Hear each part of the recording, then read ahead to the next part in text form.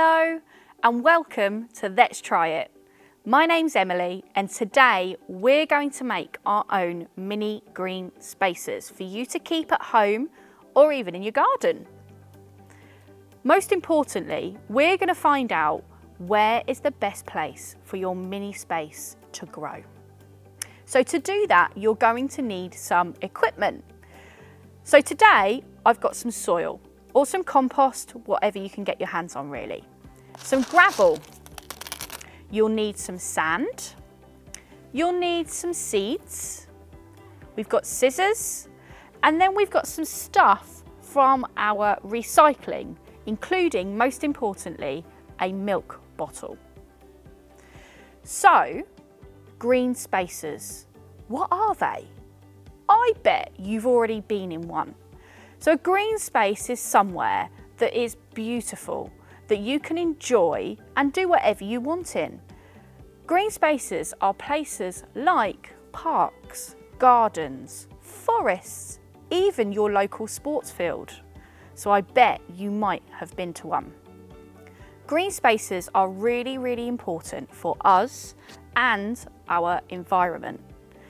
Our environment is so precious, and green spaces do awesome things like soaking up the pollution, like filtering our air so we've got clean air to breathe, and there's so much more that green spaces do too.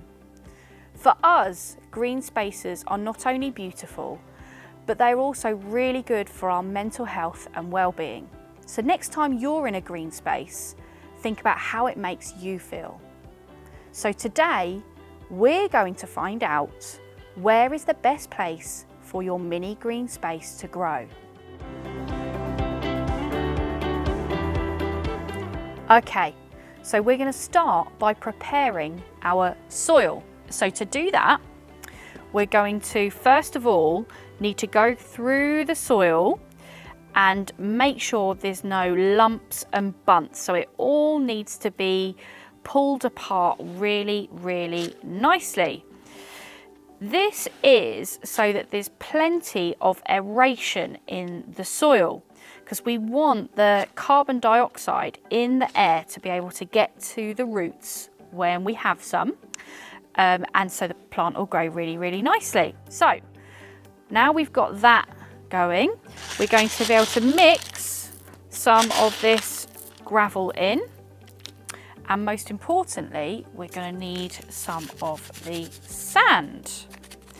All of this is going to give your soil a really nice texture, which will give your seeds the best chance of growing lovely. Can you see that that soil is all nice and fluffy now, rather than compacted like it was before? Okay. Right, that's ready to go.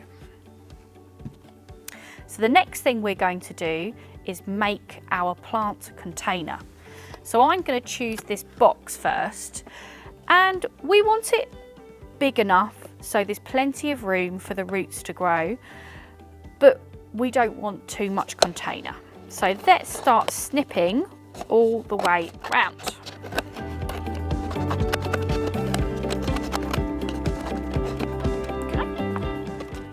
Simple as that.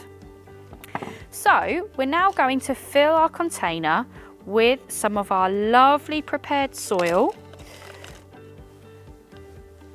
Now fill your container about 2/3 of the way up.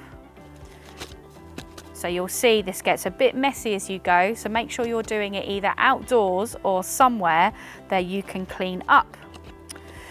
So next, our wildflower seeds come in. So we've got a mix here of all sorts of different lovely wildflower seeds. We're going to very carefully sprinkle them across the top of our soil. Not too much. Make sure that you leave plenty of spaces between so there's lots of room for the plants to be able to grow.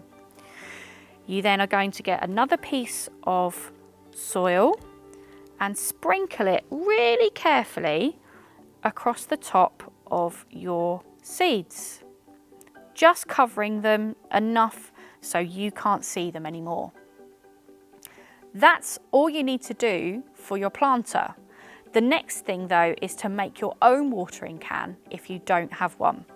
So this is where your milk bottle comes in. You need to ask your adult to very carefully poke holes in the top of your milk bottle. Then all you need to do is screw it on the top and you'll be able to water it in. So that's our first mini green space made. Now I'm going to make some more.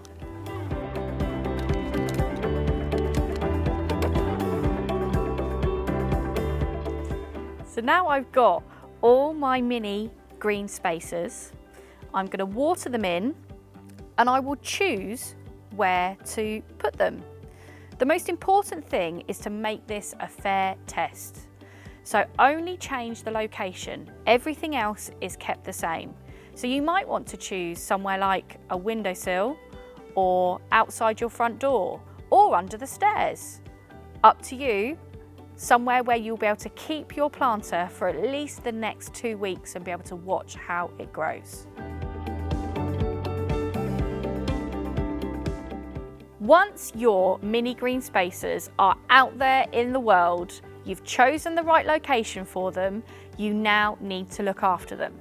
So they might need a little bit of water from time to time, but most importantly, you are going to need to record your results and your findings. So to do that, I would create a diary. So that might be a written observation diary. It could be a photo every day. You could even pull together your own video blog to show how the different planters change over time. Then after 2 weeks, you will have plenty of information to make a decision and draw conclusions as to what is the best place for your mini planters to grow. Please make sure you share your findings with us. In summary, there are 6 steps that you've been through to do this experiment. So you asked a question, you planned a fair test, you've undertaken the experiment, you've recorded your results.